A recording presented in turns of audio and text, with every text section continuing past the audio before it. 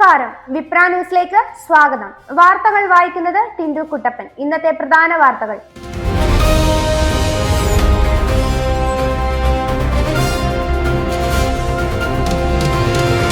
ഇറാന്റെ പ്രഖ്യാപനം ലോകത്തെ ആശങ്കയിലാക്കി. അമേരിക്കയുമായി ദീർഘകാല പോരാട്ടത്തിന് സന്നദ്ധം. നയതന്ത്ര ചർച്ചകൾക്ക് പ്രസക്തിയില്ലെന്ന് ഇറാൻ ഉന്നത നേതാവ്. അമേരിക്കയായും സഖ്യകക്ഷികളായും ദീർഘകാല യുദ്ധത്തിന് ഇറാൻ തയ്യാറാണെന്നും നിലവിൽ നയതന്ത്ര ചർച്ചകൾക്ക് യാതൊരു പ്രസക്തിയില്ലെന്നും ഇറാൻ പരമോന്നത നേതാവിന്റെ വിദേശനയ ഉപദേഷ്ടാവ് കമാൽ ഖരാസി പ്രഖ്യാപിച്ചു. യുദ്ധത്തിന്റെ 10ാം ദിനത്തിൽ തങ്ങളുടെ നിലപാട് കൂടുതൽ കർശനമാക്കി ഇറാൻ ഗൾഫ് രാജ്യങ്ങൾക്ക് മേൽ ആക്രമണം തുടരുമെന്ന സൂചനയും നൽകി. അമേരിക്കൻ പ്രസിഡന്റ് ഡൊണാൾഡ് ട്രംപിന്റെ യുദ്ധത്തിൽ നിന്ന് പിന്തിരിപ്പിക്കാൻ ഗൾഫ് രാജ്യങ്ങൾ സമ്മർദ്ദം ചെലുത്തുമെന്നും സാമ്പത്തികമായ ആഘാതങ്ങളിലൂടെ മാത്രമേ ഈ പോരാട്ടം അവസാനിക്കൂ എന്നും ടെഹ്റാനിൽ നൽകിയ പ്രത്യേക അഭിമുഖത്തിൽ ഖരാസി വ്യക്തമാക്കി. മുൻപ് നടന്ന ചർച്ചകളിൽ ട്രംപ് വാഗ്ദാനങ്ങൾ ലംഘിച്ചതായും ചർച്ചകൾക്കിടയിൽ തന്നെ തങ്ങളെ ആക്രമിച്ചതായും അദ്ദേഹം കുറ്റപ്പെടുത്തി.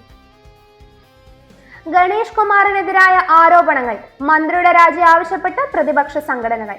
ഗതാഗത മന്ത്രി കെ.ബി. ഗണേഷ് കുമാറിനെതിരായ ഭാര്യ ബിന്ദു മേനോന്റെ വെളിപ്പെടുത്തലിന് പിന്നാലെ മന്ത്രിയുടെ രാജി ആവശ്യപ്പെട്ട് പ്രതിപക്ഷ സംഘടനകൾ. മഹിളാ കോൺഗ്രസും KSU മഹിളാ മോർച്ചയും യുവമോർച്ചയും ഇന്ന് മന്ത്രിയുടെ പത്തനാപുരത്തെ വസതിയിലേക്കും ഓഫീസിലേക്കും മാർച്ച് നടത്തും. ഇന്നലെ BJP നടത്തിയ മാർച്ച് നേരിയ സംഘർഷത്തിൽ കലാശിച്ചിരുന്നു. KSRTC ബസ് തടഞ്ഞ് ബാനർ കെട്ടി KSU പ്രതിഷേധിച്ചിരുന്നു. വാളകത്തെ വീട്ടിൽ ഗണേഷ് കുമാറിനെ കാണാൻ പാടില്ലാത്ത സാഹചര്യത്തിൽ കണ്ടെന്നായിരുന്നു ഭാര്യയുടെ ആരോപണം.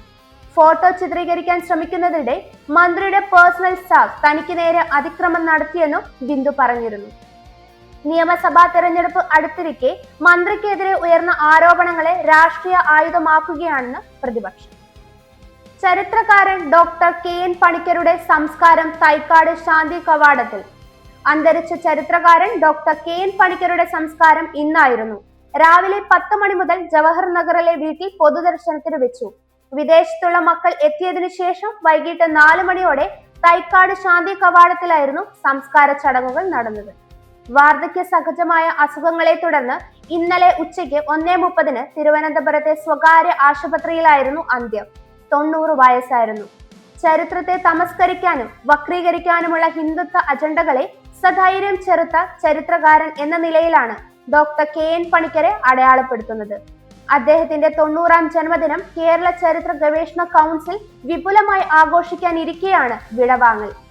ചരിത്രകാരൻ, ദൈക്ഷണികൻ, മതനിരപേക്ഷതയുടെ കാവൽക്കാരൻ, സാംസ്കാരിക പ്രവർത്തകൻ, വിദ്യാഭ്യാസ വിചക്ഷണൻ എന്നീ നിലകളിൽ KN പണിക്കർ നൽകിയ സംഭാവനകൾ വിലമതിക്കാനാവാത്തതാണെന്ന്. ദില്ലി JNUവിൽ ദീർഘകാലം അധ്യാപകനായിരുന്നു. സഹപാഠിയായിരുന്ന രാജസ്ഥാൻ സ്വദേശിനി അന്തരിച്ച ഉഷ ഭാർഗവിയാണ് ഭാര്യ. മക്കൾ രാഗിണി, ശാലിനി. മരുമക്കൾ പീതാംബർ, RV രാമൻ. നടിയെ ആക്രമിച്ച കേസ്, ദിലീപിന് നോട്ടീസ്. നടിയെ ആക്രമിച്ച കേസിൽ വിധിക്കെതിരായ സർക്കാർ അപ്പീൽ ഹൈക്കോടതി ഫയൽ സ്വീകരിച്ചു. ദിലീപ് അടക്കമുള്ള പ്രതികൾക്ക് നോട്ടീസ് അയച്ചു. ദിലീപ് ഉൾപ്പെടെയുള്ള പ്രതികളെ വെറുതെ വിട്ടത് ചോദ്യം ചെയ്താണ് അപ്പീൽ നൽകിയത്. പൾസർ സുനിക്കും മറ്റു പ്രതികൾക്കും പരമാവധി ശിക്ഷ നൽകണമെന്നും അപ്പീലിൽ പറയുന്നു. ഡിജിറ്റൽ തെളിവുകൾ വിചാരണ കോടതി തള്ളിയതാണ് നിസാര കാരണങ്ങൾ ചൂണ്ടിക്കാട്ടിയെന്നാണ് പ്രോസിക്യൂഷൻ വാദം.